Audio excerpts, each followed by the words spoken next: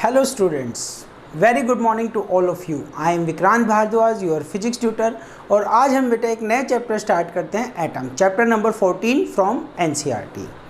तो ये जो एटम्स है बेटा, इसमें हम क्या डिस्कस करेंगे? एटम के different type of model discuss करेंगे। स्टार्टिंग में बताया गया atom is a Greek word. Atom क्या है? एक ग्रीक वर्ड है जिसका मतलब होता है इट मीन्स नॉट कट, जिसको हम फर्दर कट नहीं कर सकते, फर्दर डिवाइड नहीं कर सकते, ऐसा मानना था बेटा। It is a Greek word which whose meaning is not cut. इसके बाद क्या हुआ? थॉमसन ने मॉडल दिया अपना, उसको थोड़ा मॉडिफाई किया रदरफोर्ड ने, उसके बाद नील बोर ने इसको मॉडल को और मॉडिफाई किया। ठीक है, इसमें हम डिस्कवरी ऑफ न्यूक्लियस पढ़ेंगे। तो एटम का जो स्ट्रक्चर है, डिफरेंट साइंटिस्ट ने इसके जो स्ट्रक्चर को रिप्रेजेंट किया कि इस तरीके से कैसे इसमें एडवांसमेंट हुआ। ठीक है, उस चीज़ को हम इस यूनिट में डिस्कस करेंगे। तो मैं स्टार्ट करता हूं। जो फर्स्ट मॉडल था थॉमसन मॉडल ऑफ एटम से, थॉमसन मॉडल ऑफ एटम।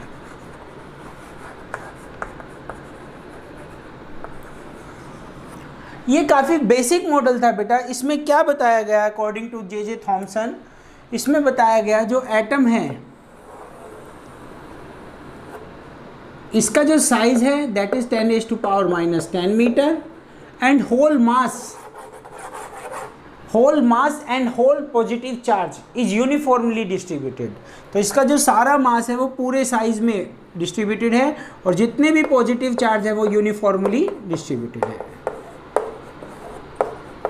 ठीक है, और इसमें जो इलेक्ट्रॉन्स हैं, एज वी नो डैट बेटा एटम कैसा होता है? Electrically neutral. इलेक्ट्रिकली न्यूट्रल का मतलब क्या है? जितना पॉजिटिव चार्ज होगा, जितने प्रोटॉन्स होंगे उतने ही क्या होंगे? इलेक्ट्रॉन्स। ठीक है, तो इसमें इलेक्ट्रॉन्स भी हैं। तो इलेक्ट्रॉन्स किस तरह से हैं, कैसे हैं? वो रैंडमली है। कैसे? जैसे सीड्स इन वाटरमेलन, जैसे सीड्स इम्बेडेड इन वाटरमेलन। तो electrons are embedded in the atoms like seeds in watermelon. तो ये बताया गया बेटा थॉमसन मॉडल के बारे में। और एटम क्या है? Electrically neutral. उस टाइम तक बेटा न्यूक्लियस की डिस्कवरी नहीं हुई थी, न्यूक्लियस की डिस्कवरी नहीं हुई थी। तो क्या बताया? मैं फिर से बता रहा हूँ, एटम के साइज़ के बारे में बताया गया 10⁻⁻10 मीटर और सारा का सारा मास, सारा का सारा पॉजिटिव चार्ज यूनिफॉर्मली डिस्ट्रीब्यूटेड है। और atom, as we know that atom is electrically neutral, तो इसमें इलेक्ट्रॉन्स में होंगे हाउ मच इलेक्ट्रॉन? जितने पॉजिटिव चार्ज उतने ही नेगेटिव चार्ज। और कैसे हैं? Like seeds in watermelon, like seeds embedded in watermelon, या फिर इसको हम प्लम पुडिंग मॉडल भी कहते हैं। जैसे हम खीर में काजू किशमिश मिला के उसको चला देते हैं, वो अच्छी तरह से रैंडमली वो हो जाती है, लाइक दिस। पर इसमें बेटा कुछ लिमिटेशंस हैं।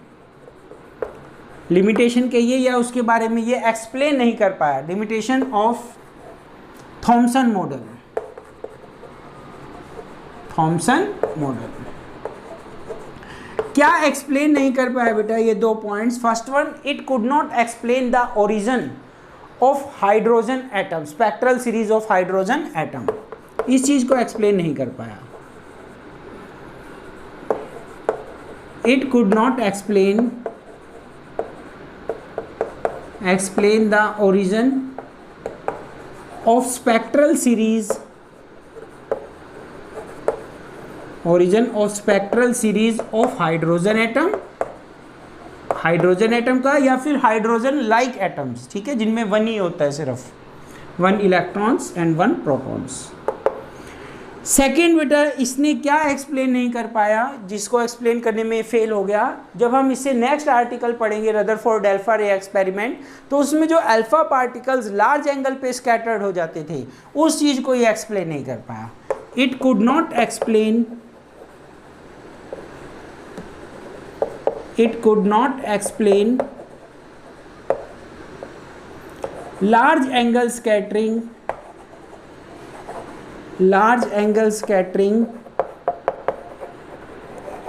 of alpha particles passing through, कहाँ से पास किया उसको? जब हमने passing through gold foil। Actual में बेटा ये दोनों पॉइंट आपको नेक्स्ट आर्टिकल्स में होंगे ये पॉइंट, और ये भी हम आगे फर्दर आर्टिकल में डिस्कस करेंगे। This is all about Thomson model. इसकी कोई खास सिग्निफिकेंस नहीं है, एज वी नो डैट ये स्ट्रक्चर नहीं होती, न्यूक्लियस के बारे में जब तक डिस्कवरी नहीं हुई थी। तो इसके बाद जो नेक्स्ट मॉडल आया, that model is known as Rutherford alpha ray scattering. Rutherford ने जो मॉडल दिया, ठीक है, उसके बारे में हम डिस्कस करेंगे। पहले उससे पहले हम उसने जो एक्सपेरिमेंट किए, अल्फा रे एक्सपेरिमेंट, उसके बारे में आपको बताता हूं।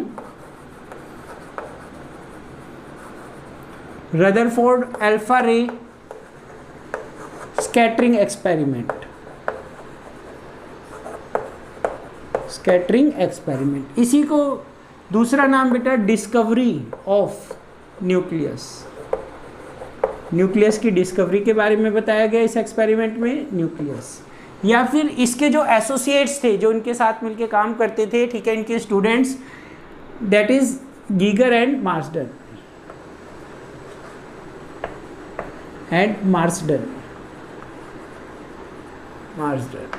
एक्सपेरिमेंट, ठीक है बेटा, किसी भी नाम से आ सकता है। तो ये इसके 3 नेमिंग। डायग्राम को समझिए, ठीक है। इसमें हमने एक लेड कैविटी कंसीडर की, और यहां पे हमने क्या रख दिया, एक source of alpha particle. This is the source, radio active source, जिसमें से हमारी अल्फा रेज पार्टिकल बाहर निकलती है, अल्फा रे। जनरली बिस्मिथ कंसीडर करते हैं, ठीक है, अल्फा रे बाहर निकली। और ये जो जिसमें हमने रखा इसको, ये क्या है, lead cavity. This is lead cavity. Cavity means hole, इसमें काफ़ी फाइन होल है ताकि एक ही रे बाहर निकले। फिर भी अगर देखिए, अगर यहाँ से निकल जाती है, यहाँ से निकल जाती है, तो इसको फिर से फाइन करने के लिए एक और हमने स्लिट लगाई, लेड की स्लिट लगाई, that is known as collimator. Collimator ये भी मेड अप ऑफ लेड। तो यहाँ से एक वेरी फाइन अल्फा रे बीम किसके ऊपर फॉल करवाई बेटा, गोल्ड फॉइल।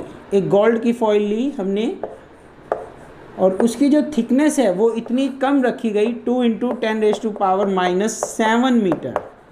गोल्ड ही क्यों कंसीडर किया बेटा, गोल्ड, क्योंकि गोल्ड में एक प्रॉपर्टी होती है मैलिएबल। इसको पीट के हम इतना बारीक, इतना थिन कर देते हैं कि जब इसमें से अल्फा रे पार्टिकल निकले तो सिर्फ एक बार ही कोलिजन हो। सपोज कीजिए ये 4 एटम्स हैं इसके अंदर, ठीक है, 4, ये गोल्ड का वो है, इसमें 4 एटम्स हैं। तो एक बार हो सकता है जब अल्फा पार्टिकल आए, इससे स्ट्राइक होने के बाद इससे स्ट्राइक हो, इससे स्ट्राइक हो, इससे। हमने इसको पीट के इतना कर दिया और थिन कर दिया, इतना कर दिया, इतना कर दिया, इतना कर दिया। अगर अब स्ट्राइक होगा तो सिर्फ एक बार कोलिजन होगा, एक से ज़्यादा बार कोलिजन नहीं होगा।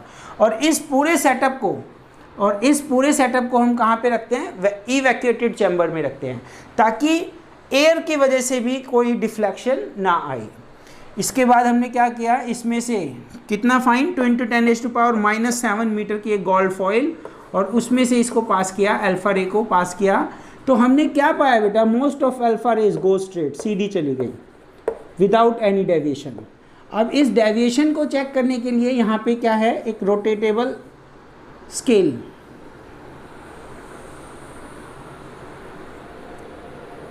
रोटेटेबल सर्कुलर स्केल, और इसके ऊपर बेटा हमने क्या किया, जिंक की कोटिंग कर दी, जिंक सल्फाइड, इसकी कोटिंग कर दी जिंक सल्फाइड, ZnS कोटिंग।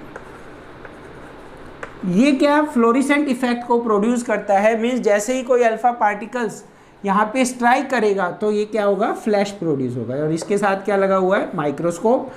इस एंगल को बेटा हम कहेंगे थीटा स्कैटरिंग एंगल। क्या कहेंगे इसको हम, scattering angle, scattering angle. Most of alpha ray particle go straight, कुछ थीटा डिग्री पे बेंड हो गई, कुछ मोर देन 90 डिग्री पे बेंड हो गई, और very few retrace its path, very few retrace its path. तो this is the diagram, experimental setup of alpha ray scattering experiment. पूरे को कहाँ पे रखा हमने, एक ऐसे चैम्बर में रखा जो एयर फ्री था, वहाँ पे एयर भी नहीं था, इवैक्यूएटेड चैम्बर में इसको हमने रखा। फिर से देख लीजिए बेटा, this is the lead cavity, यहाँ पे हमने एक सोर्स रखा है, जनरली बिस्मिथ कंसीडर करते हैं, इसमें से अल्फ़ा पार्टिकल्स बाहर एमिट आउट हुए, फाइन बीम बनी, उसको और फाइन करने के लिए कॉलीमीटर यूज़ किया। Then we use gold foil. Gold को हमने इसलिए प्रेफरेंस दी क्योंकि गोल्ड को हम पीट के इतना पतला कर देते हैं कि वो ब्रेक नहीं करता, टूटता नहीं, इतना ज़्यादा थिन कर दिया कि अगर कोलिजन हो तो सिर्फ एक कोलिजन हो, एक से ज़्यादा कोलिजन ना हो, सिंगल कोलिजन हो, एक्चुअल रिजल्ट मिले। उसके बाद ये टकराई, यहाँ पे एक हमारा स्केल है, सर्कुलर रोटेटेबल स्केल, जिसपे हमने जिंक सल्फाइड की कोटिंग की। ये फ्लैश प्रोड्यूस करती है। क्या प्रोड्यूस करती है? फ्लैश। जैसे ही कोई अल्फा पार्टिकल हिट करेगा फ्लैश प्रोड्यूस होगा। With the help of microscope हम इसको क्या कर लेंगे, नोट कर लेंगे इस थीटा डिग्री को। थीटा डिग्री को हमने क्या कहा बेटा, यहाँ पे scattering angle. It is the angle through which, it is the angle made by the deviated alpha particles. ये अल्फा पार्टिकल इधर आ रही है विद द इनिशियल डायरेक्शन, ये है इसकी initial direction. This is scattering angle theta. तो हमने बेटा इसमें बहुत सारी अल्फा रे पार्टिकल्स को फोल्ड किया और एक डाटा कलेक्ट किया, ठीक है, कि कितनी हमारी 0 डिग्री पे विदाउट डेविएशन है, हाउ मच 1 डिग्री, 2 डिग्री पे कितनी, 3 डिग्री पे कितनी, और उस डाटा के बिहाफ पे एक ग्राफ ड्रॉ किया गया। This is scattering angle, this is scattering angle theta, and this is number of alpha particles scattered, number of alpha particles scattered। तो यहाँ पे बेटा 0, 10, 2 के इसमें ले लीजिए, 20, 40, 60, 80 एंड इस तरह से 180 डिग्री। 10, 10 की पावर 2, 10 की पावर 3, 10 की पावर 4, 10 की power 5, 10 raise to power 6 and 10 raise to power 7। ये हमने ग्राफ बनाया। किसके बीच में graph? This is the number of alpha particle scattered and this is the scattering angle. तो जो ग्राफ की अकॉर्डिंग टू गिवन डाटा जो शेप आई वो इस टाइप की शेप आई बेटा। तो यहाँ पे देखिए जो 180 डिग्री से डेविएट हुई मीन्स 180 मीन्स जो वापस आई वो कितनी है, लगभग 1, ठीक है। तो इस डाटा का, ये तो हमें डाटा मिला, एक्सपेरिमेंटल रिजल्ट मिला, क्या ऑब्जर्वेशन की हमने, क्या कंक्लूजन निकाला, उसको हम डिस्कस करते हैं, ठीक है। यहाँ तक क्लियर? अच्छा, ये जो अल्फा पार्टिकल है इसको हम किससे रिप्रेजेंट करते हैं? Helium 2He4। तो इसमें 2 इलेक्ट्रॉन बेटा, 2 प्रोटॉन, और इसका मास नंबर क्या है? 4। काफ़ी हैवी होता है as comparison to electron and protons.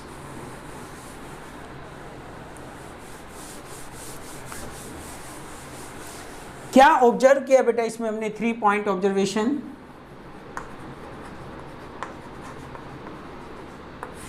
First one, ये यहाँ पे ये जो दिखा रहा है 10 की पावर 7, कितना एंगल बनाया? Less than 1 degree. कितना एंगल बनाया? Less than 1 degree. 1 डिग्री से भी कम स्कैटर्ड हुई, मीन्स हुई नहीं। तो most of the alpha particle go straight. क्या ऑब्जर्वेशन की? Most of the alpha particles go straight without any deviation,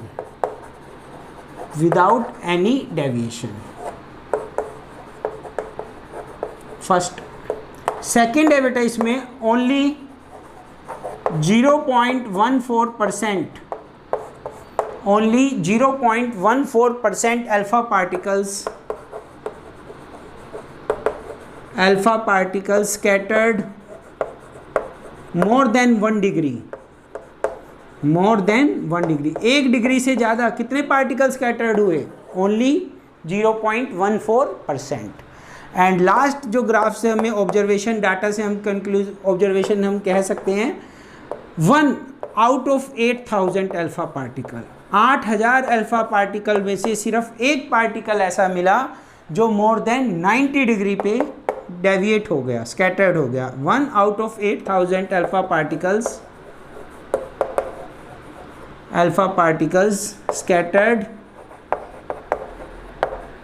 scattered more than 90 degree,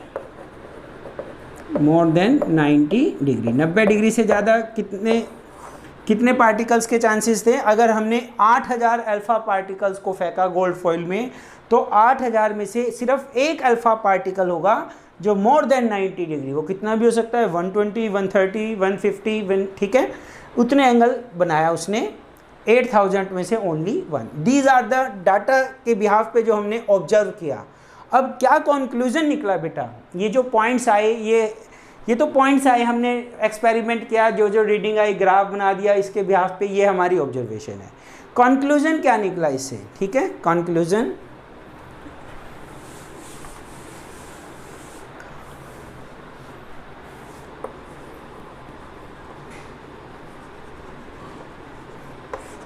experiment से क्या कंक्लूजन निकला, ठीक है। अब हम इस पार्ट पे आ रहे हैं, डिस्कवरी ऑफ न्यूक्लियस पे। देखिए कंक्लूजन, पहले पॉइंट में हमने ऑब्जर्व किया most of the alpha particle goes straight without any deviation. इसका मतलब क्या हुआ बेटा, जब अल्फा पार्टिकल पास कर रहा था गोल्ड एटम में से तो उसका कोलिजन ही नहीं हुआ। They do not collide with gold atoms, ठीक है, they do not scattered with gold atom, और वो क्या हो गए, सीधे निकल गए उसमें से। तो वो सीधे निकल गए का मतलब क्या है, ज़्यादातर जो स्पेस है उसमें हमारे वो पॉजिटिव चार्ज नहीं है। Most of the atom is empty. तो इससे क्या कंक्लूजन निकला, most of space of an atom is empty. और जबकि थॉमसन ने क्या बताया था, सारे का सारा चार्ज यूनिफॉर्मली डिस्ट्रीब्यूटेड है। क्या बताया था, सारे का सारा चार्ज यूनिफॉर्मली डिस्ट्रीब्यूटेड है। फिर कंक्लूजन आया कि सारे का सारा चार्ज यूनिफॉर्मली डिस्ट्रीब्यूटेड नहीं है, कंसंट्रेटेड इन ए सेंट्रल कोर। इस सेंट्रल कोर में कंसंट्रेटेड है सारे का सारा पॉजिटिव चार्ज, और बाकी सब जगह कोई भी पॉजिटिव चार्ज नहीं है। तो इस सेंट्रल कोर को हमने नाम दिया एटॉमिक न्यूक्लियस। एटॉमिक न्यूक्लियस, और इसका जो साइज होता है बेटा 10⁻⁻15 मीटर। एटम का साइज क्या बताया आपको, -10 मीटर, ठीक है, ये उससे भी 10⁻⁻5 छोटा है, ठीक है। तो क्योंकि ज़्यादातर अब अल्फा पार्टिकल इसमें से समझिए यहाँ से जाएगा सीधा चला जाएगा, यहाँ से जाएगा सीधा चला जाएगा, जो क्योंकि इसके रास्ते में कुछ आ ही नहीं रहा, गो स्ट्रेट। तो ज़्यादातर जो सीधे गए वो इसी रीजन से गए कि ये इसका जो एटम का ज़्यादातर जो स्पेस है वो एम्प्टी है, खाली है, कुछ भी नहीं है वहाँ पे। तो पॉजिटिव चार्ज गया कहाँ, जो यूनिफॉर्मली डिस्ट्रीब्यूटेड था अकॉर्डिंग टू थॉमसन, वो सारा का सारा एक सेंट्रल कोर में, एक टाइनी सेंट्रल कोर में कंसंट्रेटेड हो गया, ठीक है। Tiny mean small, central core में कंसंट्रेटेड हो गया। That central core is known as atomic nucleus. उसको हमने क्या नाम दिया, एटॉमिक न्यूक्लियस, ठीक है। दूसरी बात है बेटा, अल्फा पार्टिकल, इस पे जो चार्ज होता है +2e, और एक इलेक्ट्रॉन पे, इलेक्ट्रॉन का मास काफ़ी कम होता है, प्रोटॉन का भी मास काफ़ी कम है, चार्ज भी कम है, ठीक है, एक सिंगल +e और उस पर +2e। तो ये भी हमें सोचने पे मजबूर करता है कि एक single positive charge +2e alpha particle का जो चार्ज है, जो काफ़ी तेज़ स्पीड से आ रहा है, ठीक है, इसलिए +e इसको कैसे डेविएट करेगा, कैसे स्कैटर्ड करेगा, वो तभी कर सकता है जब सारे के सारे चार्ज एक साथ हो and whole mass is also concentrated. तो एटॉमिक न्यूक्लियस की क्या डेफिनेशन बनी, it is the tiny central core in the atom in which almost all the masses and entire charges is concentrated is known as atomic nucleus, जिसमें लगभग सारा मास और सारा charge क्या है, कंसंट्रेटेड है। इस वजह से उसको सेंट्रल कोर को क्या कहा, एटॉमिक न्यूक्लियस। अब स्कैटर्ड क्यों हो रहे हैं बेटा, ये अपने पाथ से सीधा आ रहा था, ये स्कैटर्ड मुड़ क्यों गया एटम से स्ट्राइक करने के बाद। इस चीज़ को देखिए, इनके बीच में एक्चुअल में क्या होता है बेटा, एक फोर्स होता है जो हम पढ़ चुके हैं, electrostatic force of repulsion. Electron की वजह से एक्चुअल में नहीं होता, क्योंकि इलेक्ट्रॉन का मास क्या होता है, काफ़ी कम होता है, ठीक है, very small as comparison to alpha particle. तो इलेक्ट्रॉन की वजह से डेविएशन नहीं होगी, जो भी डेविएशन होगी वो इस न्यूक्लियस के वजह से होगी। तो देखिए यहाँ पे जो फोर्स होता है, इलेक्ट्रोस्टैटिक फोर्स हमने जो पढ़ा था, Q1Q2/r²।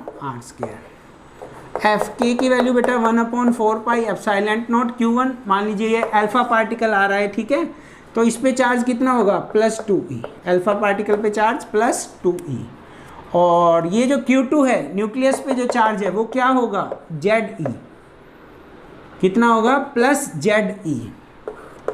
प्लस जेड ई। गोल्ड के लिए बेटा जेड का नंबर कितना होता है, गोल्ड एटॉमिक नंबर 79, तो यहाँ पे क्या हो जाएगा प्लस 79 ई। पर ऐसा नहीं है बेटा कि सिर्फ गोल्ड के लिए एक्सपेरिमेंट किया गया, कई मटेरियल कई एटम के लिए एक्सपेरिमेंट किया, तो हम जनरल प्लस जेड ई कंसीडर कर लेते हैं। आर इसका separation from the centre, alpha particle यहाँ पे है, ये डिस्टेंस हो गया सेंटर से, यहाँ पे है ये डिस्टेंस हो गया सेंटर से, ठीक है, दिस इज आर स्क्वायर। तो जैसे जैसे अल्फा पार्टिकल इसके पास जाएगा फोर्स क्या होगा, आर कम होगा, पास जाएगा आर कम होगा तो फोर्स इंक्रीज करेगा, और टकराने के बाद या स्कैटर्ड होने के बाद वो आर जैसे जैसे आर इंक्रीज करेगा एफ क्या करेगा, डिक्रीज करेगा। This is the electrostatic force. तो यहाँ पे आपको समझ में आना चाहिए ये अल्फा पार्टिकल का चार्ज है, this is the charge of gold nucleus plus Z ई।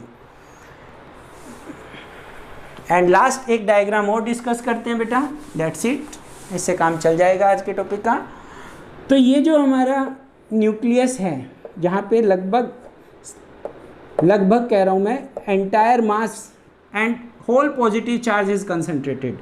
तो जो रे बिल्कुल हेड ऑन कोलिजन के लिए आ रही थी अल्फा पार्टिकल्स के लिए, वो आती है मोमेंट्री, रुकती है और उसके बाद retrace its path. One second क्या हुआ बेटा, जो पेरीफ्री पे आ रही थी, पेरीफ्री मीन्स सर्कमफ्रेंस पे आ रही थी, उसमें थोड़ा सा फोर्स की वजह से डेविएशन हो गया, दिस इज द डेविएशन।